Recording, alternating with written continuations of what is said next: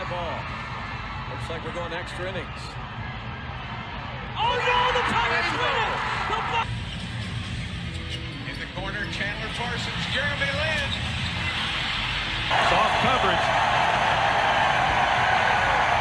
Ryan airs it out all alone. Juggled. Incomplete. Stolen by LeBron James. A pick six. Over the middle. Off the steal. And oh, look out. Kelly Swift. And now shoots for three. There's the snapper. And the kick is no good. Testing looks pretty good. Looks pretty good. So in this video, I'm going to go into why we choke, some of the causes, strategies you can use against your opponent, some of which I previously didn't know about, and how to get a better grasp on it so that you can reduce it, especially if you compete in tournaments. If you've been following along in this educational series and you watched the previous video, you'll definitely notice some overlap with the external focus of attention. Theory of reinvestment. Why do we choke? So what is the theory of reinvestment? The theory of reinvestment is the idea that motor processes can be disrupted if the performer tries to control them consciously with declarative knowledge. Okay, so let's break this down. What is reinvestment and what is declarative knowledge?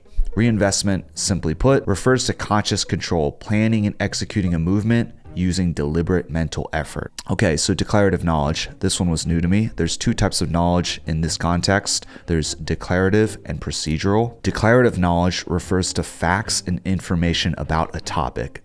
You could think of this as the what. This type of knowledge can be stored as explicit memory and can be learned through rote memorization of isolated facts. For example, like what the rules of pickleball are. Procedural knowledge, on the other hand, refers to how something is done, like the steps and processes. This is more of the how. This type of knowledge is gained through experience. This is implicit knowledge, like how to physically play pickleball or execute a particular movement solution like forehand ground stroke, forehand topspin dink. Keep in mind that these two are not exclusive to each other. They do work together. So for some examples, you can think of declarative knowledge as the knowledge that precedes procedural knowledge. So before you want to play pickleball, you want to understand the rules. You might want to understand the history. And then after you understand the rules and some of the strategy, then you can start to implement that. The reason I want to expand on these two types of knowledge is because they will be mentioned throughout the research, so just keep these two in mind. So how do we define choking? Choking can be defined as a sudden and significant decline in performance, often under high pressure or scrutiny, despite demonstrated skill and competence. This theory of choking under pressure came from the research from Richard Masters, who coined the term theory of reinvestment. So how does reinvestment affect performance? When reinvestment occurs, the well-coordinated and efficient action sequences that have become automatic through practice are disrupted. This can lead to hesitation, overcorrection, and unnecessary muscle activity, resulting in less smooth and accurate movements. How often has this happened to you? When they mention unnecessary muscle activity, they're referring to an increased contraction, tension, and decreased efficiency. So things are generally better understood when an example is provided. So in regards to reinvestment, here are some of the examples provided from tests in a sports and performative setting. From a study from Bylock, Carr, McMahon, and Starks from 2002, they asked experienced golfers to say stop at the completion of their putting swing in order to draw attention to movement execution. They compared this performance with another group whose attention was distracted away from conscious awareness of the movements. And what they found was that putting performance was worse in the skill-focused condition. In a second experiment, in which participants were asked to dribble a soccer ball, the performance of experienced players was again worse when their attention was drawn to their kicking movements by instructions to indicate at the sound of a tone which side of the foot had last touched the ball. What's interesting in the past two studies and videos that I created is that they're also doing studies outside of this sports setting, and the common one that they're doing these tests on is also with like stroke patients. So they did it with stroke patients and patients with Parkinson's disease, which I won't go into, but it did support the research. They did a test in the movement-specific reinvestment scale.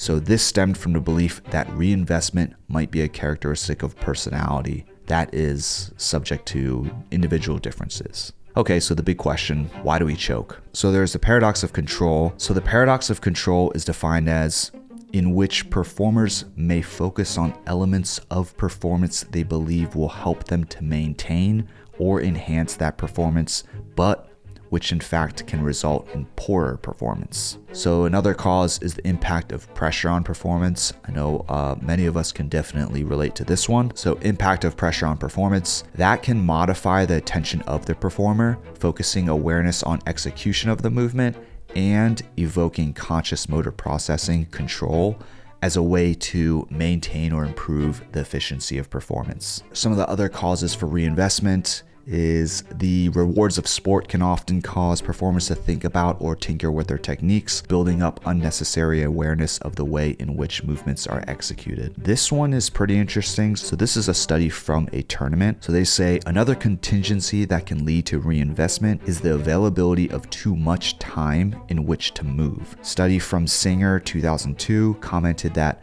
although athletes need preparation time for completion, too much time can result in rumination about performance, which can include reinvestment. Lau and Masters in 2002 Experiment 1 used a time to event paradigm to examine self-focused attention prior to an important hockey tournament. They showed that self-focus increased in parallel with anxiety levels over the 2 days preceding the semifinal, peaking 1 hour beforehand. Closer to competition, Wilson et al. 2007 have showed that golfers under pressure use more time-consuming, less efficient strategies, including longer time to initiate movements and more glances at the target. So I really like this part because this is like a tip or a strategy. Most sport performers must know this because one of the oldest tricks in the book of sport is to slow things down at a crucial moment in order to allow the opponent time to consider the consequences of the movements that he or she is about to make. So they take an example from cricket and they say cricketers will sometimes present a slow full toss, not because they expect it to beat the batter physically, but rather because the batter has time to think like, this is an easy one, I'm expected to knock this out of the boundary now, oh, where should my front foot be?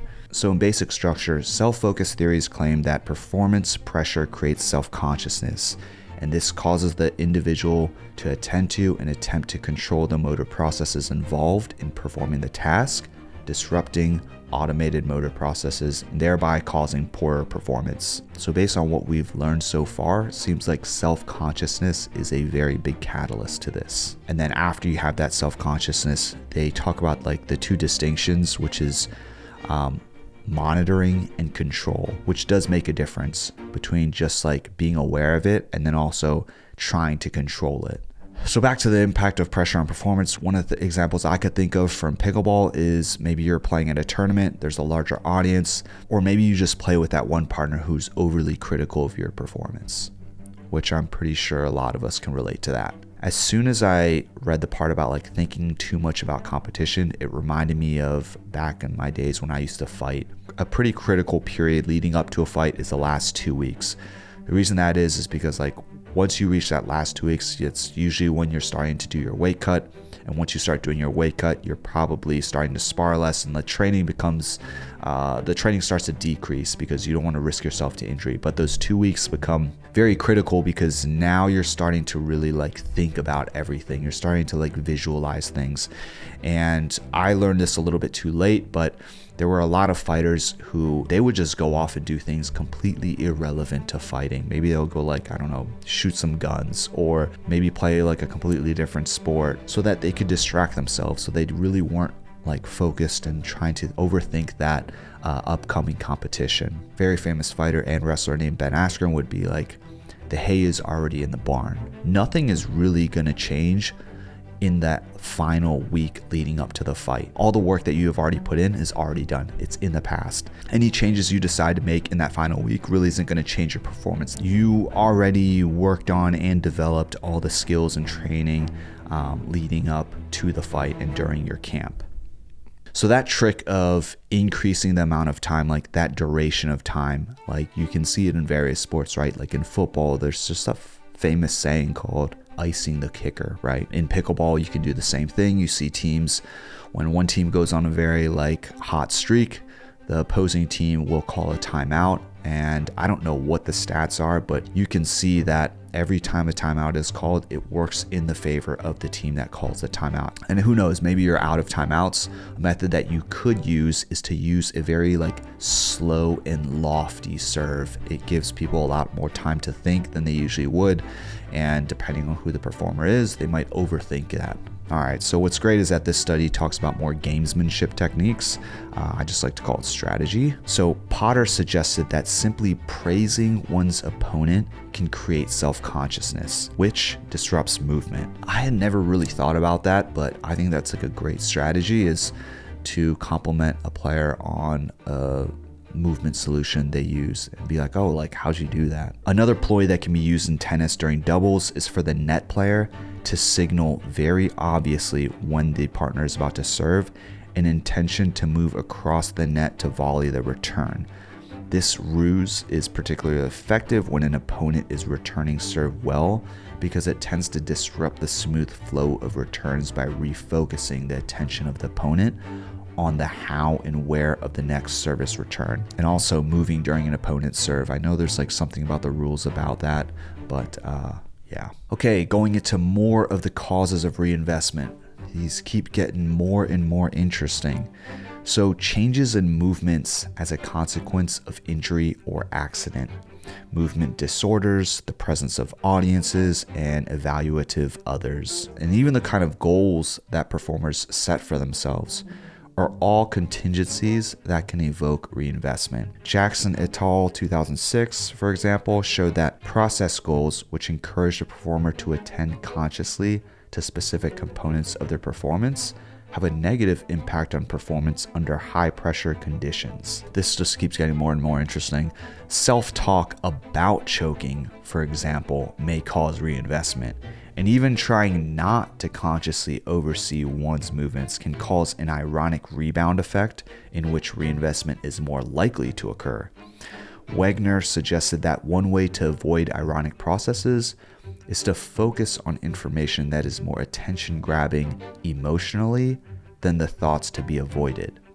It seems plausible that the external focus of attention recommended by Wolf and her colleagues may have a similar effect. So there's a lot of great stuff in there, but I did also want to highlight Gabrielle Wolf, who they mentioned in this study, and that external focus of attention. So quick refresher on that. In the external focus of attention, you're directing your attention to something in the environment around you, or you can be focused on the intended outcome or effect of your movement. And in internal, you're focused on specific body parts or movements themselves. So if you have that external focus of attention, you're focused maybe on a specific target, or it could be the flight of the ball. So I found a couple other studies, and they mentioned how some other causes could be that the individual has concerns with how they are viewed by others. I think that's also very relatable. This concern is brought out through public self-consciousness, social anxiety, and the fear of negative evaluation. There's also something called social physical anxiety,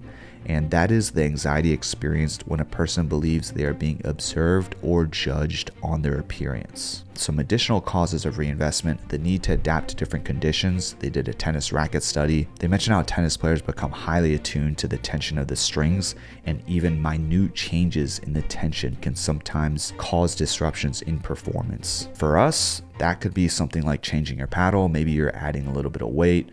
Maybe you're even changing the ball. They also mention professional athletes changing their equipment if they're having slumps in performance, and they actually advise against this, as this increased reinvestment. They mention some novel constraints. They also talk about how people try to deal with this and seek solutions that actually unintentionally cause reinvestment, like changing pre-existing movement patterns. Of course, something to consider is the individual differences. So the susceptibility to reinvestment is thought to vary among individuals and situations. Factors like anxiety, task complexity, and lack of confidence can increase the tendency to reinvest. They even go on to talk about how your coach viewing you as someone likely to choke can cause reinvestment. So how can you use this against your opponents? I mentioned that study before, but I want to mention it again. So if we know some of the causes, we can just kind of reverse this and flip the script. So if we know that time in various durations can cause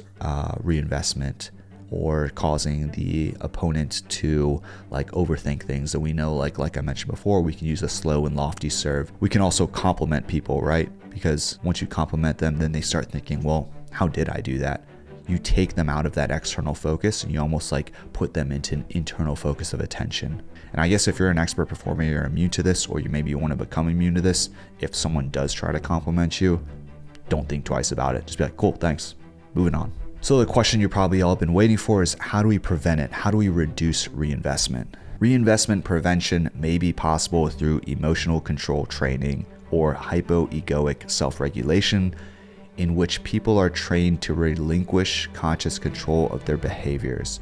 Alternatively, distraction techniques or perhaps an external focus of attention may reduce reinvestment. So a hypoegoic self-regulation refers to a strategy for controlling your thoughts, feelings, and behaviors by disengaging from conscious, effortful control and shifting your focus outward. Something we can safely assume from all of this is that self-consciousness and the regulation of your emotions and your feelings do play a massive role in this. So here are some hypoegoic self-regulation techniques.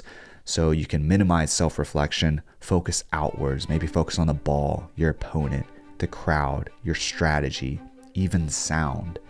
Focus on breathing. Use meditation, observe thoughts without judgment. If a decline in performance can lead to skill-focused attention, we can kind of like reverse engineer this, right? Like what we want to look for then is ways to increase performance. Find like small wins, find these tiny wins. How can we increase our confidence throughout a game? Confidence isn't something that you have, it's something that you create. So focus on exploiting certain parts of your skill set.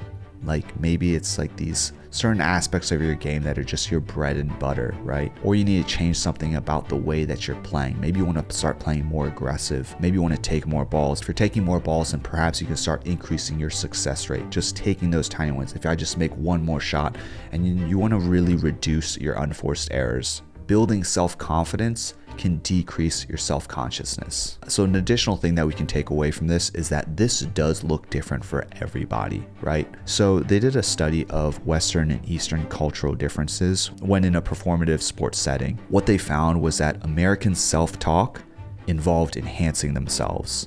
Japanese self-talk was very self-critical, and the negative self-talk was actually related to good performance for the Japanese, but not good for the European Americans. So just a small final thought. So when you're out there and you're playing and then you're reflecting back on how your practice session went or how your day went, don't just focus on the physical aspects like the skill itself. Focus on the mental aspects as well. Like how did you feel during that practice session? Consider keeping a journal or a log that records how you felt in a qualitative sense. Like, how did you feel? What was your intention going in? What was your focus? At what points were you distracted? What distracted you? What brought you back into the game? What caused a slump in your performance? And I'll leave you with this one last bit from the study.